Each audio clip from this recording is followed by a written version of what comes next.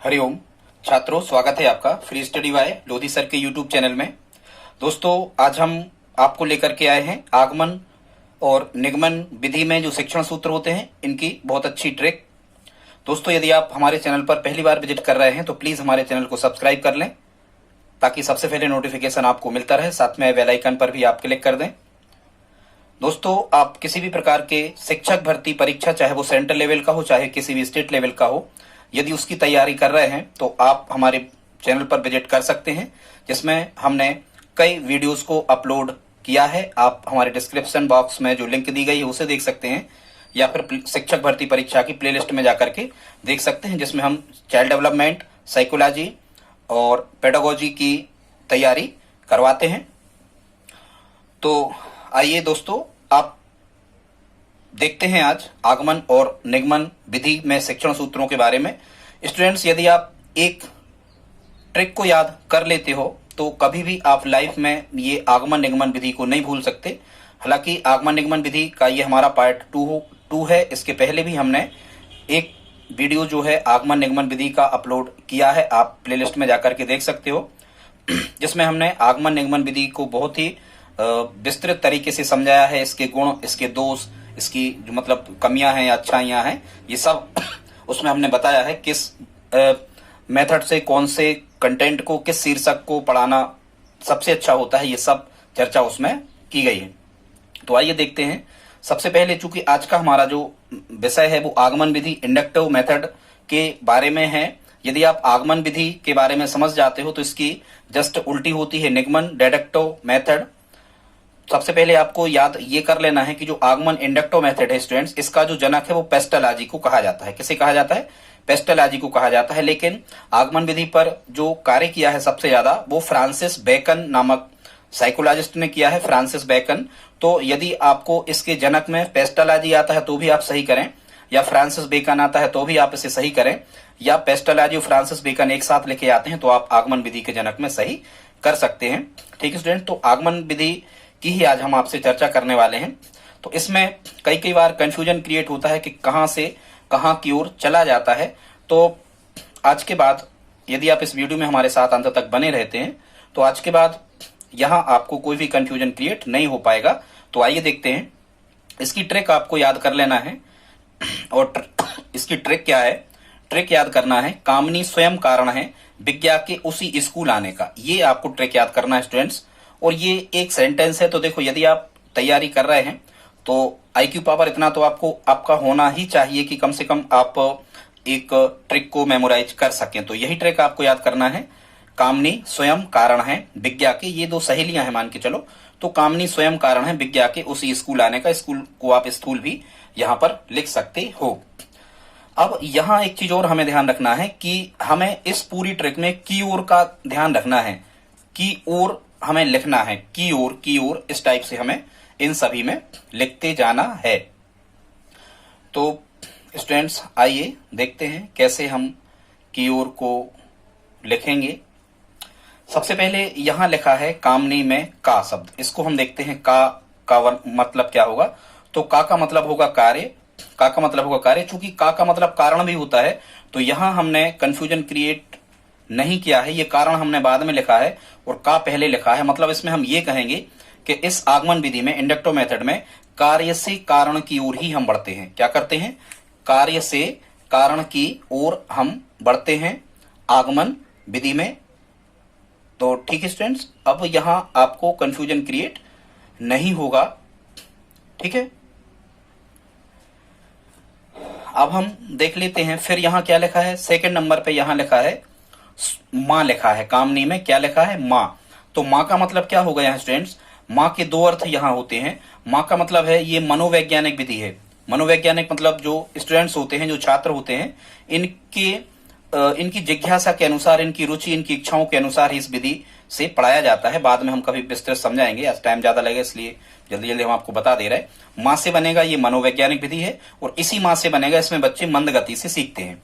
मंद गति से इसलिए सीखते हैं क्योंकि कई प्रकार के एग्जाम्पल, कई प्रकार के उदाहरण बच्चों को इसमें समान रूप से दिए जाते हैं और बच्चे खुद निष्कर्ष निकालते हैं, इसलिए इसे मनोवैज्ञानिक विधि कहा जाता है। और इसी माह से बनेगा, बच्चे मंद गति से सीखते हैं, मतलब इसमें सिखाने में टाइम ज्यादा लगता है। फिर यहाँ स्टूडेंट्स लिखा है नी, तो नी से बनेगा ये निम्न कक्षाओं के लिए उपयोगी है। क्योंकि इसमें बहुत ही ज्यादा टाइम लगता है, इसलिए बड़ी कक्षाओं का जो पाठ्यक्रम या सिलेबस होता है वो आगमन विधि से पूरा नहीं किया जा सकता। इसलिए जहां कम पाठ्यक्रम होता है, तो कहने का मतलब ये हुआ इस नी का अर्थ कि ये निम्न कक्षाओं में उपयोगी है, उच्च कक्षाओं में उपयोगी ये नहीं है। फिर यहाँ स्टूडेंट्स क्या लिखा है, स्वयं लिखा है, तो यहाँ स्वयं से बनेगा क्या, स्वयं से बनेगा इसमें बच्चे स्वयं सीखते हैं। मतलब टीचर जो होता है वो केवल कुछ मार्गदर्शक होता है, ज्यादा कुछ कार्य बच्चे ही इसमें कर रहे होते हैं। तो हम क्या कहेंगे कि बच्चे इसमें स्वयं सीखते हैं, नियम सिद्धांत निष्कर्ष वही निकालते हैं, टीचर्स केवल उदाहरणों को बताता जाता है। ठीक है, जैसे शिक्षक कहता है कि भाई कोई भी प्रकार का त्रिभुज बनाता है, कहता है कि इन तीनों कोणों को जोड़ो, तो पहले उसने मान के चलो न्यून कोण त्रिभुज बनाया, तो तीनों कोणों का योग बच्चों ने बताया सर 180 अंश आया। फिर उसने एक समकोण त्रिभुज बना दिया, फिर उसने कहा कि इन तीनों कोणों को मापो और जोड़ के बताओ, तो फिर छात्रों ने तीनों कोण मापे और फिर उनका जोड़ बताया तो 180 आया। फिर उसने अधिक कोण त्रिभुज बनाया, कई कई प्रकार के उसने त्रिभुज बनाए, समद्विबाहु समबाहु विसमबाहु कई प्रकार के उसने त्रिभुज बनाए शिक्षक ने, और बच्चों से कहा कि इनके तीनों कोणों को निकालो आप और उसको जोड़ के बताओ। तो बच्चों ने किसी भी प्रकार के त्रिभुज जो है वो उनका सभी का जो योग निकाला तीनों कोणों का, वो 180 अंश आया। तो मतलब शिक्षक उदाहरण देता जाता है और बच्चे निष्कर्ष पर पहुंचते हैं। अब बच्चे खुद कहने लगे कि सर किसी भी प्रकार के यदि हम त्रिभुज को लेते हैं तो तीनों कोणों का योग 180 अंश ही आता है। मतलब बच्चों ने ऐसे नियमीकरण कर लिया या सामान्यकरण कर लिया, मतलब एक नियम बन गया कि सभी प्रकार के त्रिभुजों का योग 180, त्रिभुज के तीनों कोणों का योग 180 अंश होता है। स्टूडेंट्स इस प्रकार से कई एग्जाम्पल और हैं, बाद में कभी हम आपको बताएंगे। तो स्वयं का मतलब क्या होगा, इसमें बच्चे स्वयं सीखते हैं। फिर क्या लिखा है स्टूडेंट्स, यहाँ लिखा है कारण समझ गए है, साइलेंट है। फिर लिखा है बी, तो बी का मतलब है विशिष्ट से सामान्य की ओर।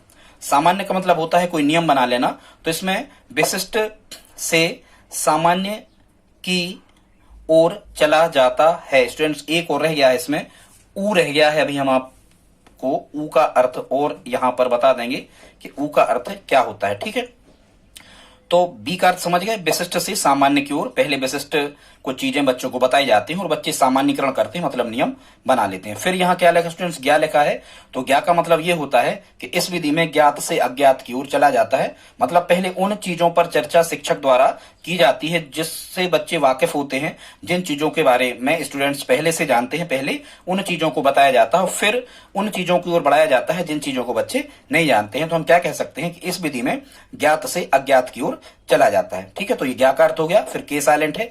फिर यहाँ स्टूडेंट्स यहाँ क्या लिखा है ऊ, तो ऊ से आप यहाँ हम लिख दे रहे हैं, ऊ से समझना आप उदाहरण से, इसमें उदाहरण से नियम की ओर चलते हैं। की ओर तो हमें लगाना ही है, सब में हमने आपको शुरू में बता दिया, तब हम लगाते जा रहे हैं। तो इस ऊ से क्या बनेगा स्टूडेंट्स, इसमें उदाहरण से नियम की ओर चलते हैं। पहले शिक्षक समान प्रकार के कई एग्जाम्पल्स जो है वो शिक्षार्थियों के सामने रखता है और फिर शिक्षार्थी अंततः एक नियम पर पहुंच जाते हैं, वो स्वयं नियम बनाना सीख जाते हैं, वो सिद्धांत या सूत्र स्वयं बना लेते हैं। ठीक है, तो यहां ऊ का अर्थ क्या हो गया, उसी के ऊ का अर्थ क्या हो गया, ऊ का अर्थ हो गया कि उदाहरण से नियम की ओर इसमें चलते हैं। ठीक है स्टूडेंट्स, फिर हम आगे देख लेते हैं। फिर यहाँ क्या लिखा है, हाँ ज्ञा हो गया था। फिर यहाँ लिखा है सी, तो सी का मतलब ये है कि ये शिक्षण की उत्तम विधि है। स्टूडेंट्स जरा ध्यान रखना, ये शिक्षण की सर्वश्रेष्ठ विधि, यदि कभी आपको ऑप्शन में आता है कि शिक्षण की सर्वश्रेष्ठ विधि क्या है, तो आपको आगमन विधि ही कहना है। ये शिक्षण की उत्तम विधि है, ये शिक्षण की सर्वश्रेष्ठ विधि कहलाती है। ठीक है स्टूडेंट्स, फिर यहाँ क्या लिखा है स्थूल। स्कूल का अर्थ कुछ नहीं, स्कूल से तो आप सामान्यतः ये अर्थ निकाल सकते हो कि छात्र व शिक्षक दोनों के लिए उपयोगी है। स्कूल का अर्थ क्या है कि ये विधि छात्रों को भी उपयोगी है और शिक्षकों को भी उपयोगी है। मतलब कभी कभी प्रश्न आता है कि किससे उपयोगी है, तो हम कहेंगे कि दोनों के लिए उपयोगी है। ठीक है, सीखने सिखाने की दृष्टि से ये बेस्ट मेथड कही जाती है। फिर स्टूडेंट्स यहां पर लिखा है स्थूल शब्द लिखा है स्कूल के बाजू में, तो यहाँ स्थूल का अर्थ है स्थूल से सूक्ष्म की ओर चलते हैं। मतलब पहले बड़े बड़े नियम उदाहरण या बड़े सिद्धांत, कुछ ऐसे बड़ी बड़ी चीजें या एग्जाम्पल आपको बताए जाते हैं और फिर आप सूक्ष्मता की ओर, गहनता की ओर उसमें बढ़ जाते हो। मतलब एक निश्चित नियम या सिद्धांत की ओर आप पहुंचते हो, तो इसमें स्थूल से सूक्ष्म की ओर चला जाता है। ठीक है स्टूडेंट्स, फिर यहाँ लास्ट में आ शब्द लिखा है, तो इस आ का बड़ा ही इंपॉर्टेंट महत्व है। यहाँ आ का अर्थ होगा स्टूडेंट्स आगमन। समझ पा रहे हैं आप, यहाँ आ का अर्थ होगा आगमन। तो ये लगभग हमने आपको 10 से 11 फैक्ट बताए हैं। ये आगमन विधि के स्टूडेंट्स सिद्धांत हैं, या आप इन्हें शिक्षण सूत्र भी कह सकते हैं। हर्बर्ट स्पेंसर जिनका जनक था शिक्षण सूत्रों का, तो आगमन विधि के अंतर्गत यही सूत्र आते हैं। यदि स्टूडेंट्स आप इनका उल्टा कर देते हो, तो ये डेडक्टिव मेथड इट मीन्स होता है ये निगमन विधि में हो जाएगा। मतलब यदि आप कारण से कार्य की ओर या अमनोवैज्ञानिक है ऐसे आप यदि यहाँ बढ़ते हो, ठीक है, तो ये निगमन विधि हो जाएगी। स्टूडेंट्स यदि आप आगमन विधि के ये शिक्षण सूत्र आप याद कर लेते हो तो निगमन विधि के इसके जस्ट उल्टे होते हैं, निगमन विधि के अपने आप आपको याद हो जाने वाले हैं। स्टूडेंट्स आज का वीडियो यदि आपको अच्छा लगा हो तो प्लीज आप लाइक कर दें और आप कमेंट बॉक्स में हमें लिख करके बताएं कि शिक्षक भर्ती परीक्षा से रिलेटिव आप किस टॉपिक का वीडियो हमसे चाहते हो। हम ज्यादा से ज्यादा 1 या 2 दिन में उस पर वीडियो उपलब्ध करवा देंगे। तो ठीक है स्टूडेंट्स, आप शेयर जरूर करें, शेयर करके आप हमारी हेल्प कर सकते हैं। मिलते हैं अगली वीडियो में, धन्यवाद।